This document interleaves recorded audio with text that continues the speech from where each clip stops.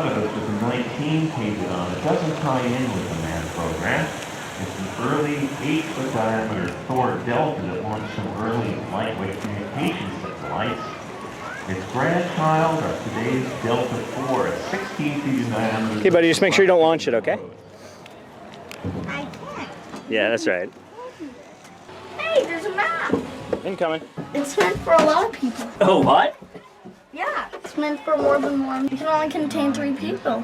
Yeah, it's a tight fit. Can you imagine dropping to the planet in this thing? That would not be comfortable. That one's also meant for 2 people.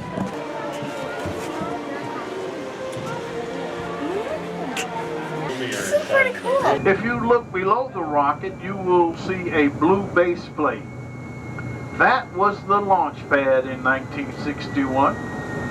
And below that is a red piece of metal. That was the blast deflector. In 1961, launch control was in a bunker, a mere 300 feet from that rocket, compared to 3.5 miles today. The vehicle assembly building. This is where all of the rockets are assembled and the shuttles are processed prior to launch. I'm sorry there's nothing here to compare the building to, but the building is the world's largest one-story building.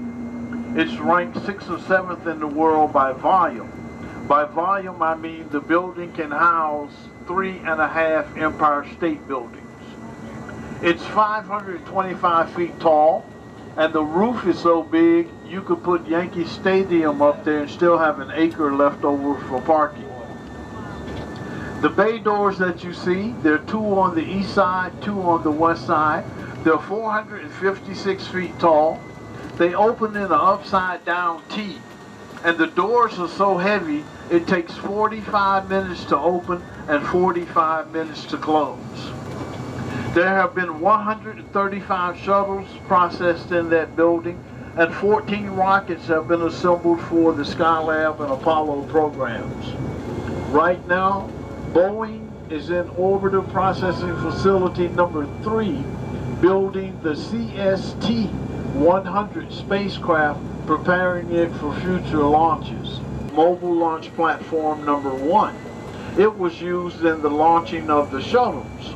The way the operation works is they have a vehicle called the crawler. The crawler will leave the staging area, come here, pick up the mobile launch platform, and take it inside the VAB. It will place the mobile launch platform in the VAB and go back to the staging area. While the mobile launch platform is in the VAB, they will assemble the rocket and the shuttle on top of the mobile launch platform. Once that's complete, the crawler will leave the staging area, come back into the VAB, pick up the mobile launch platform along with the assembled rocket and shuttle, and transport all of that equipment out to the launch pad. Once it gets to the launch pad, it will place all of that equipment down on the launch pad and go back to the staging area. They will then launch the rocket and the shuttle off of the mobile launch platform. This platform weighs 9 million pounds. The second piece of equipment that you see is the new 355-foot tall mobile launcher. This piece of equipment is still under construction and the exact weight is not known.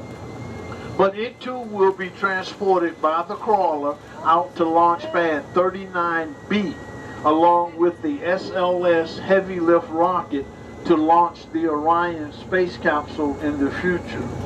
Do you remember me telling you that launch control was in a bunker 300 feet from the Mercury Redstone rocket in 1961?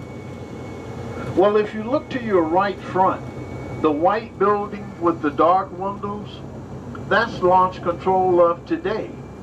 It is 3.5 miles from the launch pads. The windows are made of Kevlar, so they won't shatter from the sound of the rocket.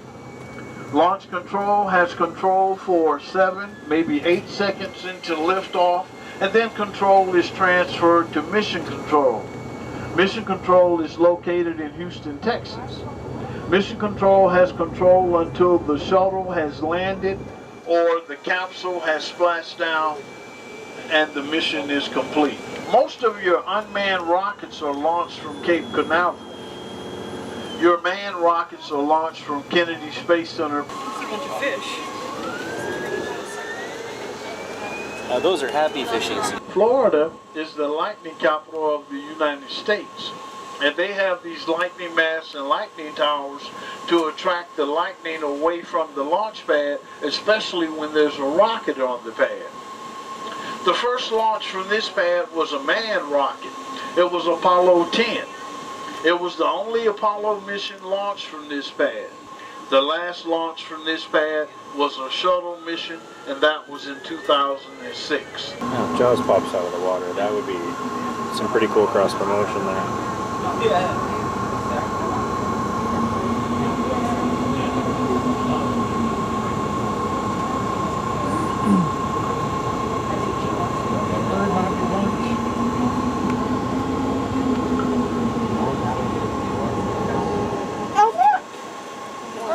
Would anyone like to guess where they get Tennessee River Rock from? Alabama. They use Tennessee River Rock because it's round, it's smooth, it's cushiony, it acts like ball bearings, and most importantly, it does not spark.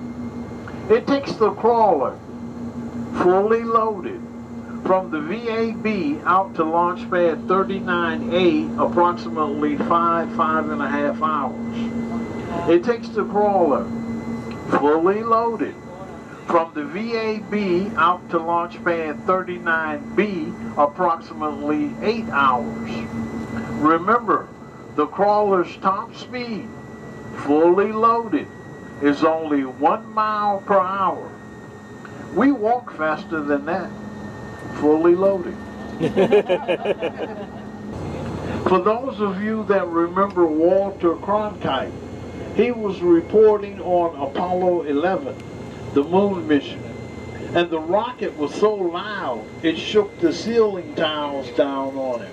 In the back on the black trailer is the catwalk that the astronauts walk across to the space capsule. In the front on the red trailer is the launch abort system. If they have to abort a launch, that piece of equipment fits on top of the space capsule. They fire it, it pulls the capsule off of the rocket, deploys parachutes, and lands it safely back to Earth. And if the astronauts need to leave the launch pad altogether, up front is the M113 tank. The first astronaut in drives, the last one closes the door. Ladies and gentlemen, to your right front is a white building with a blue awning. That's a very important building. It's very high tech. A lot of high-tech decisions are made in that building every day. Would anyone care to tell me what they think of that building? It's a cafeteria. And now on to the Saturn V Center, where you will see an actual Saturn V rocket. This particular rocket would have been Apollo 18 had they continued the Apollo program. But it's one of 15. 12 were launched. One is on display here. One is on display in Huntsville, Alabama. And the last one is on display in Houston, Texas. The rocket is horizontal in the building. It is 363 feet long. It's broken down into sections so that you can get a good detailed look at the rocket. There's a moon rock there that you can touch and feel. Would anybody like to guess what a moon rock feels like? A rock? It feels like a rock. There's Alan Shepard's spacesuit there that he used when he walked on the moon. It still has moon dust on it. And there are quite a few other exhibits there for you to enjoy. There's a restaurant and, of course, restrooms. Ladies and gentlemen, up here on the right is a lagoon that we sometimes see alligators.